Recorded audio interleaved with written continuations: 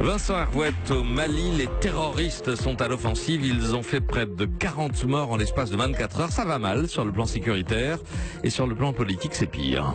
Alors à l'aube, les terroristes ont attaqué 2 postes militaires dans le centre du Mali. Et puis en début de matinée, c'est un camion rempli de civils qui allait au marché, qui a sauté sur une mine près de la frontière burkinabé. 30 morts, un carnage.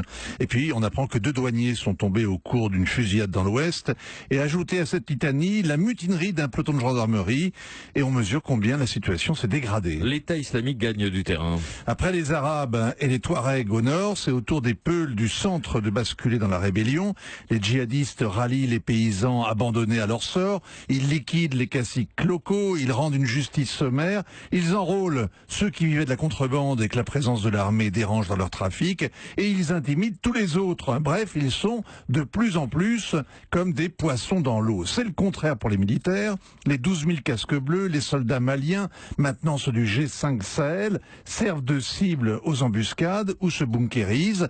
Et la seule force opérationnelle, c'est-à-dire les Français de Barkhane, ont été accueillis en libérateurs, mais ils sont désormais vus en force d'occupation. Ça fait trop longtemps qu'ils sont là et que rien ne change. À qui la faute, Vincent? Alors les Français grincent des dents en désignant Ibrahim Boubacar Keïta, IBK, le président malien. Hier, le Conseil de sécurité l'a mis en demeure d'appliquer enfin l'accord de paix avec les Touaregs qui avait été péniblement négocié et signé à contre-cœur, c'était en 2015.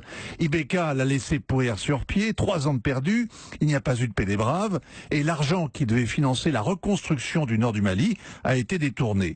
Alors avec son regard de myope, sa fausse humilité et son air bonasse, IBK est un politicien roué. On l'écoute faire des phrases, un vrai démagogue.